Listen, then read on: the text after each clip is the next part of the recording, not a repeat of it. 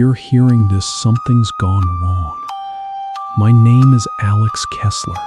I was a field researcher, sound engineer by trade, but I'd been obsessed with the Dyatlov Pass incident since I was 15.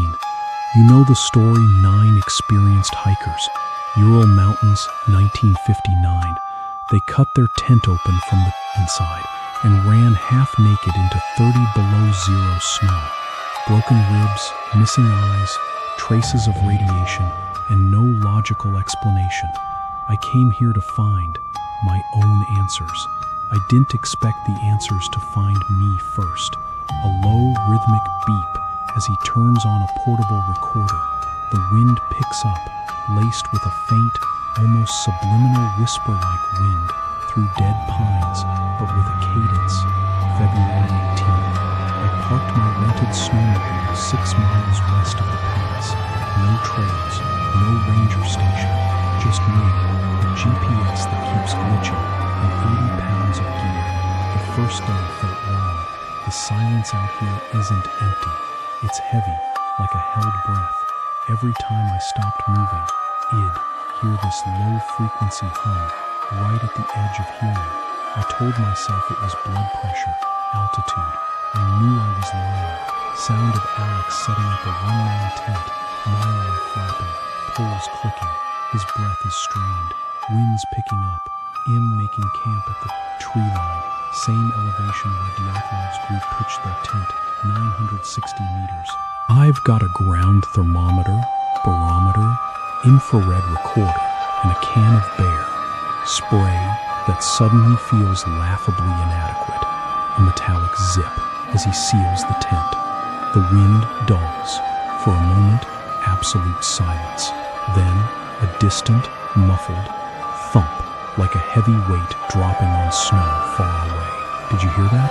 Sounded like a tree branch breaking. No trees big enough up here for that. Just stunted larches. Probably ice cracking on the slope.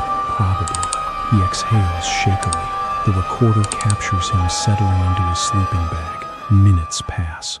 The faint hum returns, slowly morphing into something resembling a distant chorus Schumann voices, too far to distinguish words. Alex's breathing changes. Hess, straining to listen. Tears. There is something outside. I can hear voices.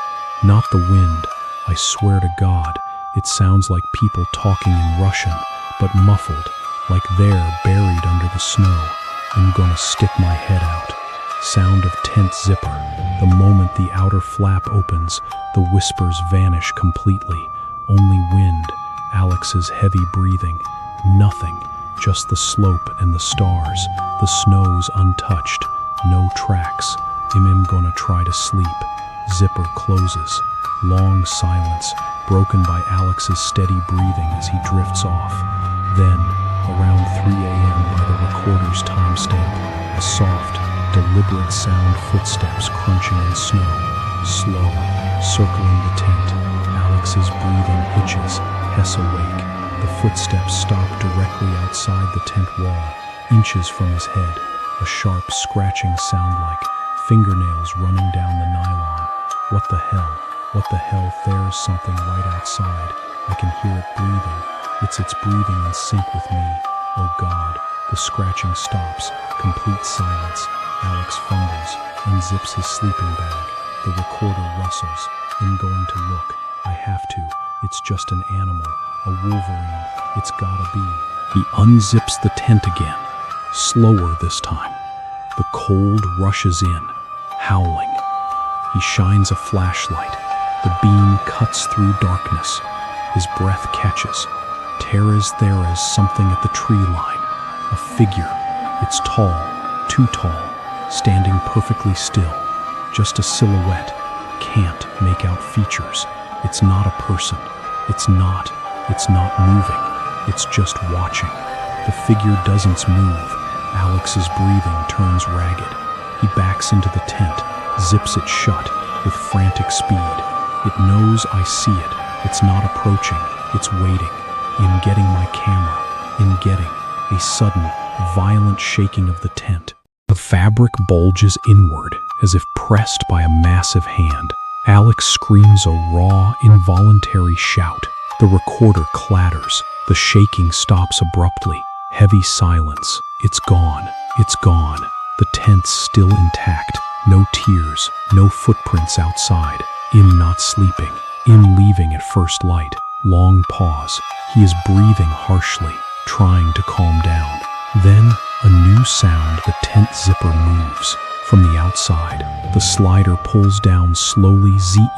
Im's pause, though an unseen hand is unzipping the outer flap. Alex scrambles back. No. Who's there? Stop. The zipper continues, reaching the bottom. The inner flap bulges inward with the wind, but nothing intersonally. A sliver of freezing blackness. Alex pants. Then, from the darkness beyond the open flap, a voice low, sibilant, speaking in garbled Russian that morphs into broken English, sounding like cold stones grinding together. Come outside. Finish the hike. Alex lets out a choked cry, the sound of a knife flicking open a survival blade. He slashes the back wall of the tent, nylon tearing violently, frantic scrambling as he squeezes through the cut, barefoot in the snow. His breathing becomes wild, recorder bouncing in his pocket. I cut my way out just like them. Oh God, just like them. Im running for the tree line. My feet are already numb. I can hear them behind me. Multiple sets of footsteps, crunching fast, faster than a person can run. Im not looking back. Im not looking back. The footsteps gain on him, then suddenly stop. Alex stumbles, falls into a snowdrift. His breathing is ragged, punctuated by sobs. Wind shrieks, then silence. The oppressive, heavy silence returns. Im under a cedar tree, just like the two hikers they found, half undressed. My hands are burning, hypothermia setting in. I know what that means, paradoxical undressing. Your brain thinks you're overheating. You start peeling off clothes. Im fighting it. Im trying to keep my jacket on, sound of fabric shifting. His breathing steadies unnaturally, his voice becoming dreamy. There are lights in the sky, orange spheres, floating. They're not northern lights. They're pulsing. I can see them through the branches, and below them figures, 7, 8, 9 of them, standing in a semicircle around me. They're dressed in old Soviet hiking gear, torn and frozen. Their faces are wrong blank, skin gray and stretched, mouths open wider than should be possible.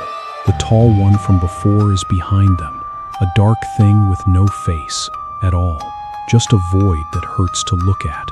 They're all watching me, waiting. A faint, multi-layered whisper. Take it off. Let go. Join us. Alex whimpers. They want me to take off my clothes. I can't, my fingers aren't working. I feel so warm now. So warm.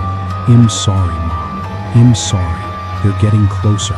The tall one's reaching for Mite's hand doesn't have fingers, just a shadow that bends the air. I can hear the exact same sound from the tent that night. In 1959, someone laughing and crying at the same time. It's coming from the dead hikers' throats. It's a sound no human should make. Laughter crying fills the recording, blending with the wind into a dissonant wail. Alex's voice rises to a scream, then cuts off abruptly. The laughter continues for 7 more seconds, then stops. There is a soft rustle, like a body being dragged through snow, then nothing but wind. Silence. The wind fades out. A new voice comes in flat, professional, reading from a report. This audio file was recovered on March 3rd, 2024, from a shattered portable recorder found at the base of a cedar tree near Dyatlov Pass. There was no sign of the individual identified as Alex Kessler. A search of the area yielded no body, no clothing, and no footprints despite fresh snowfall ending 6 hours prior.